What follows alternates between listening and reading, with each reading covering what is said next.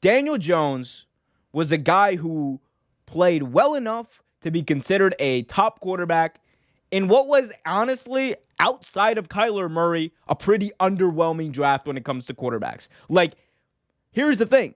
That 2019 draft, you have, and in the first round, you had Kyler Murray, you had Daniel Jones, and you had Dwayne Haskins, RIP. And then, like, in the sixth round, you had Gardner Minshew. If I'm ranking, I'll take Dwayne Haskins out of this because he is deceased.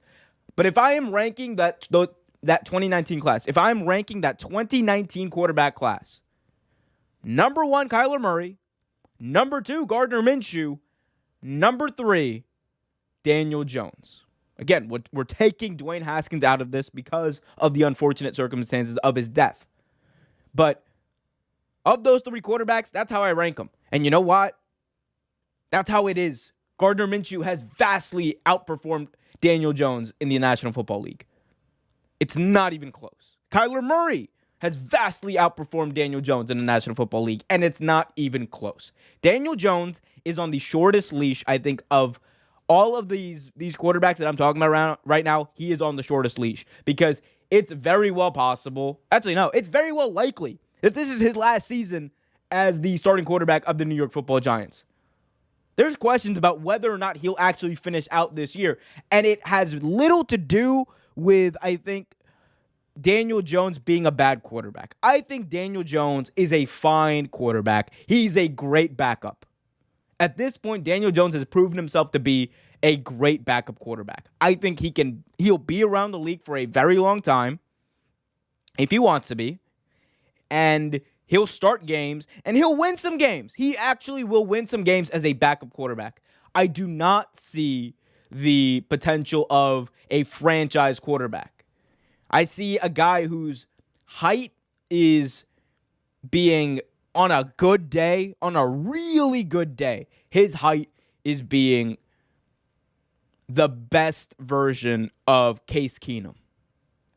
On a bad day, he is the worst version of Sam Darnold, another former New York Jets quarterback.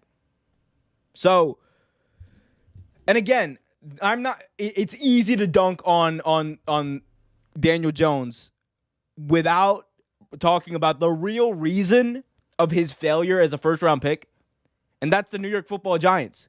The Giants never should have put Daniel Jones in the position that he was in.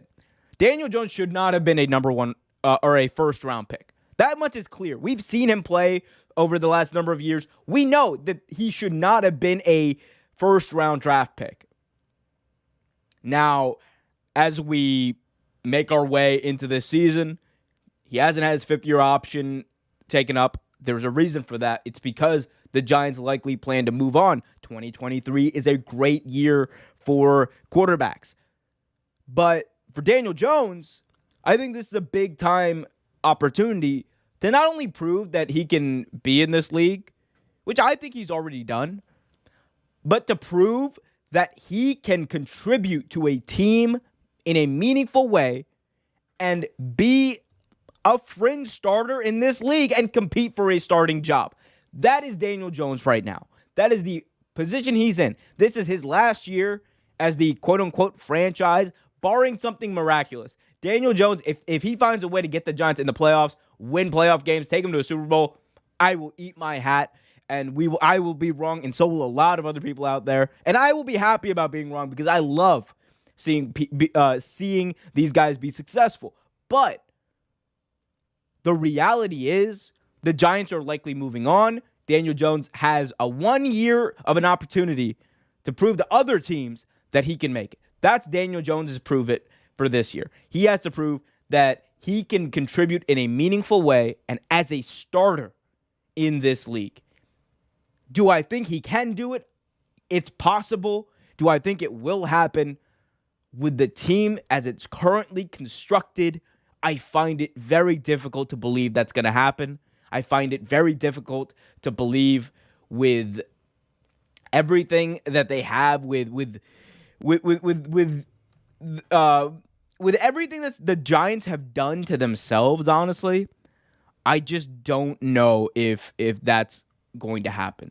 Like, the New York Giants have been a dumpster fire since before Tom Coughlin retired, but really I think Tom Coughlin, the best thing you can say about him as the Giants coach the last couple of years the man at least gave them a veil of competitiveness. The man at least gave them a veil of respectability that has not existed since he's been gone. Now, do I think that, the Giants and who's their head coach? Brian Daboll. Do I think Brian Daboll can change the culture? Do I think Brian Daboll can bring winning back to New York? I think he can. I just don't think it's going to be with Daniel Jones at quarterback. I think he can make Daniel Jones look a hell of a lot better than he does, but that I don't think it's going to be enough at the end of the day if they have a guy in the 2023 draft that they like. If they have a Bryce Young, if they have one of those guys, you're in that position. You're going to take him. You are going to take him. You have to take one of those young quarterbacks because at the end of the day, you know what Daniel Jones' ceiling is. That's the real take truth. And again, I hope I'm wrong. I hope Daniel Jones goes out there and wins the MVP. I don't think he will, but we'll see. Video is released. Until next time, keep it real.